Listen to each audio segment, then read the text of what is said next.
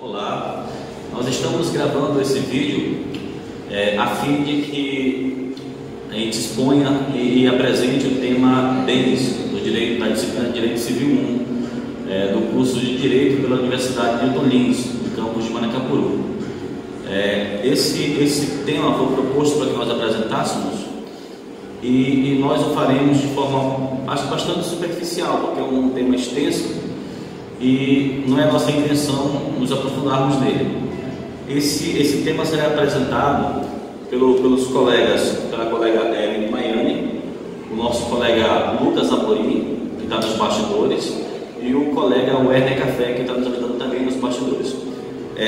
Dentro do tema bens, nós trataremos especificamente dos subtemas bens móveis e imóveis, bens fungíveis e infungíveis, bens consumíveis e não consumíveis, bens divisíveis e indivisíveis, bens singulares e coletivos, bens principais e acessórios, bens públicos e privados, regime de minas, disponíveis e indisponíveis, bens de família, tombamento artístico e história. Então, para dar continuidade com os primeiros subtemas bens móveis e imóveis, a nossa colega Maiane. Falarei sobre os artigos 79, 80 e 81.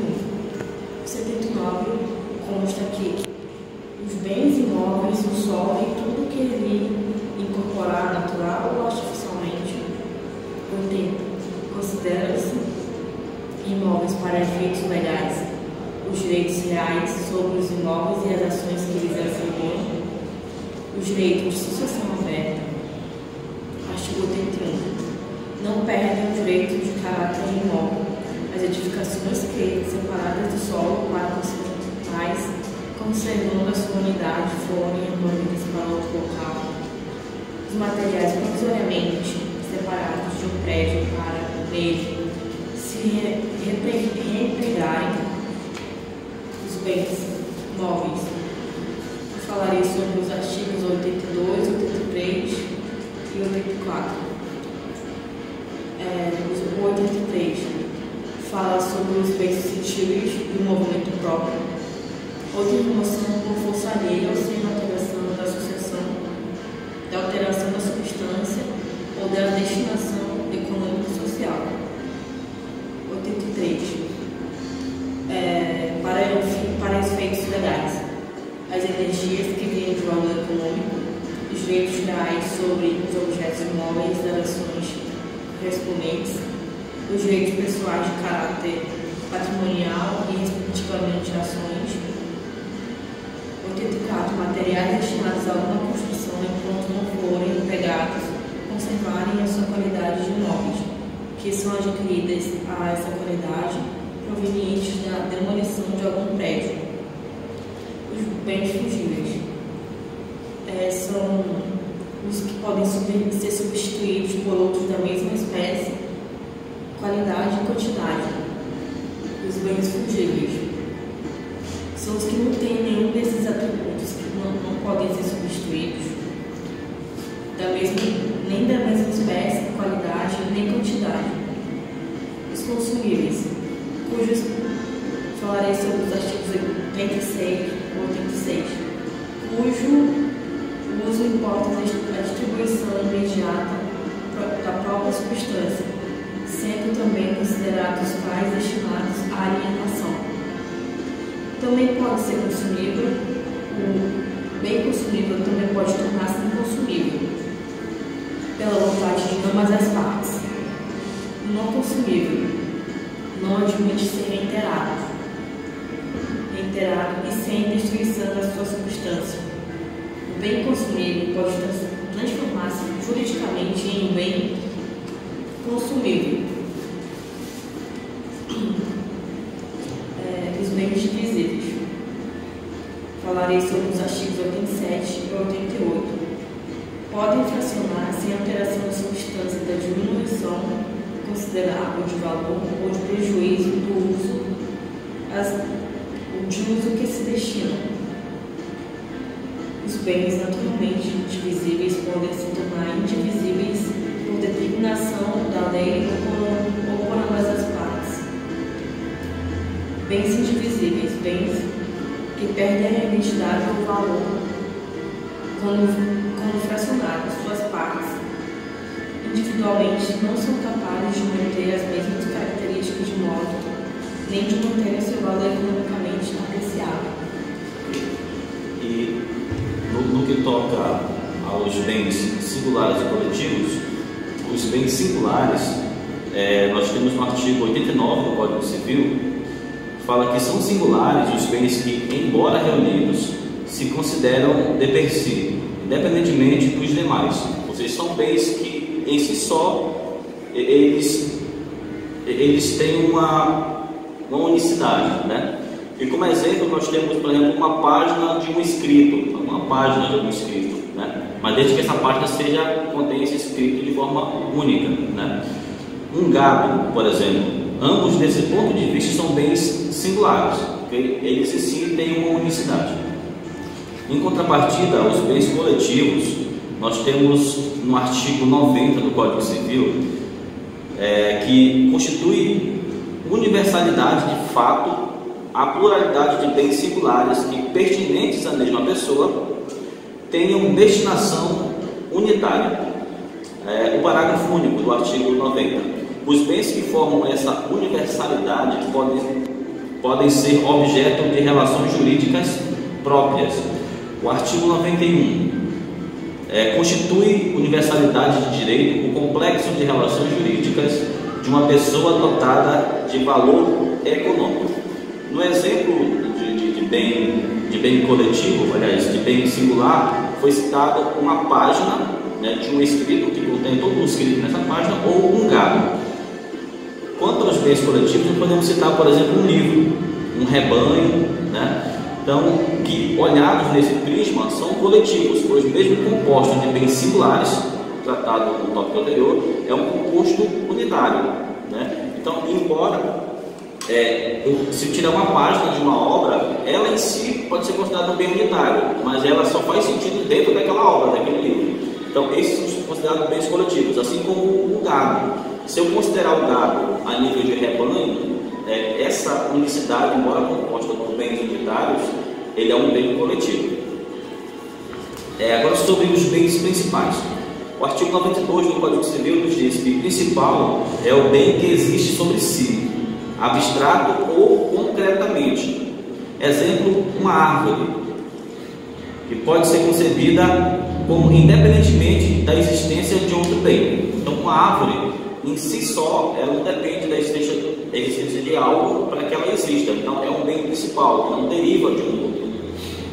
Ao contrário dos bens acessórios, que ainda no artigo 92 nos fala que acessório é aquele bem cuja existência supõe a do principal. Por exemplo, usando o exemplo do tópico anterior de bens principais, eu citei a árvore. A árvore por si só, ela não depende de um outro bem anterior. Mas ao contrário, uma maçã, por exemplo, como bem acessório, ela depende da árvore, depende de uma macieira. Então, o bem acessório depende do bem anterior. Tá? Dando continuidade, eu falei agora sobre os bens públicos. Os bens públicos, eles são referenciados no artigo 98 do Código Civil, que fala o seguinte: são públicos os bens de domínio nacional pertencentes às pessoas jurídicas de direito público interno, seguido pelo artigo 99, que nos fala: são bens públicos. Ele elenca alguns elementos: os de uso comum do povo, tais como rios, mares, estradas, ruas e praças.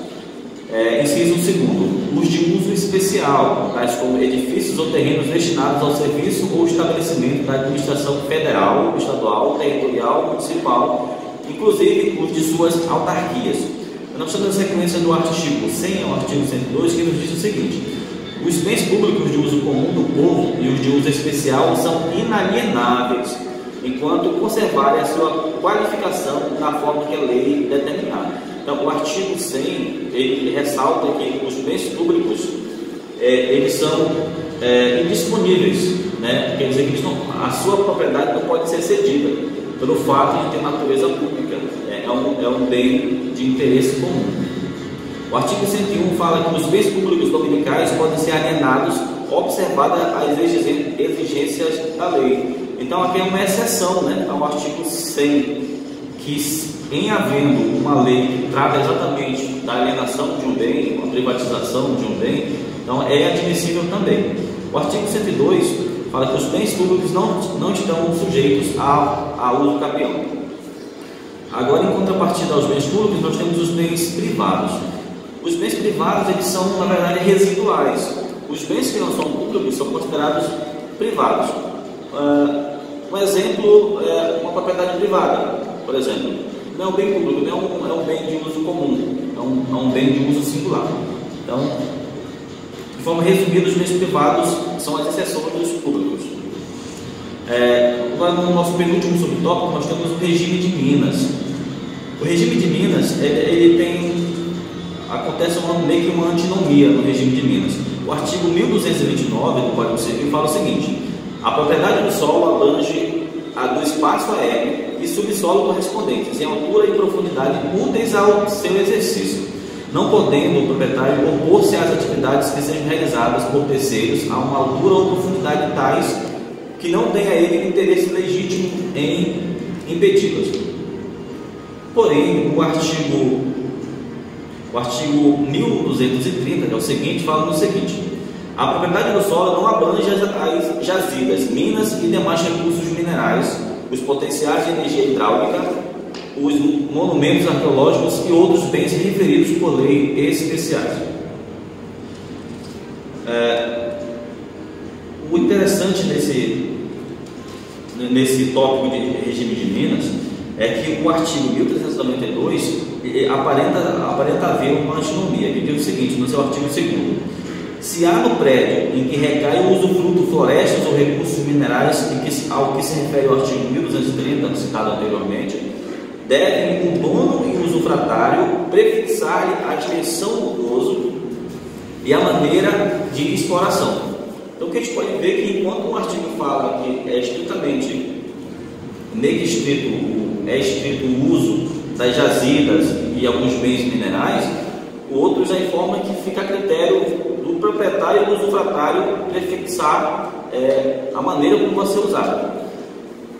Existe uma lei específica, que é o Decreto-Lei 227 de 1969, que trata justamente o Código de Minas, ou o Código de Mineração. Ele diz o seguinte: compete à União administrar os recursos minerais na indústria de produção mineral e a distribuição, o comércio e o consumo de produtos minerais. Agora, o nosso último subtópico trata dos bens disponíveis e indisponíveis, os bens de família e tombamento artístico e histórico. Os bens disponíveis, embora eu já tenha adiantado, eu citei essa denominação no subtópico anterior. Os bens disponíveis são aqueles cuja alienação ou qualquer outro efeito do domínio jurídico não sofre qualquer restrição. Ou seja, o fato de eu querer ceder, vender, transferir a propriedade, não existe restrição quanto a isso. De modo geral, os bens disponíveis são bens particulares. Um exemplo uma propriedade imobiliária, um carro, um moto e outros bens. O artigo 101 diz o seguinte: os bens públicos dominicais podem ser alienados, observadas as exigências em lei, que foi o artigo que já citei. Embora públicos, alguns bens podem ser alienados, eles podem tornar-se disponíveis. Agora, os bens indisponíveis.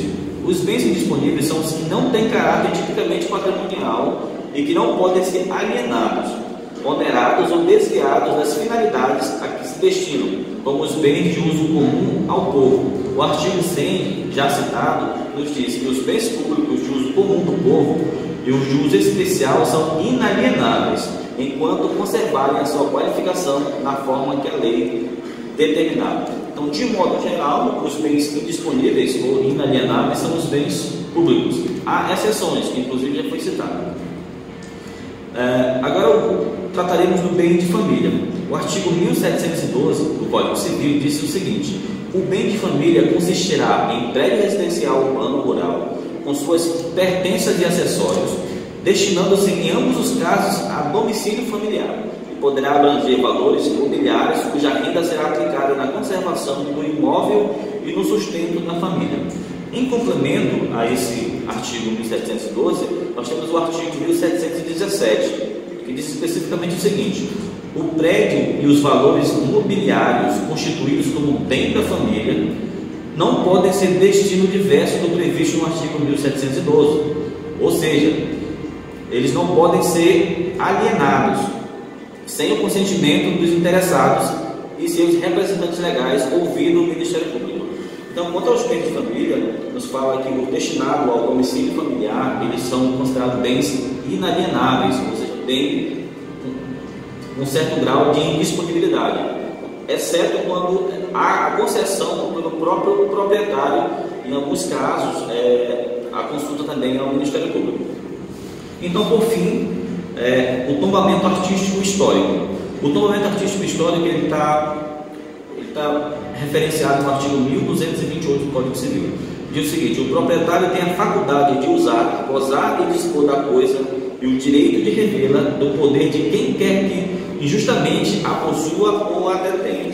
O artigo 1º o parágrafo 1º desse artigo nos diz o seguinte: o direito da propriedade deve ser exercido em consonância com as suas finalidades econômicas e sociais, de modo que sejam preservadas de forma e conformidade com o estabelecido em lei especial, a flora, a fauna, as belezas naturais, o equilíbrio ecológico e o patrimônio histórico-artístico, bem como evitada a poluição do ar e das águas.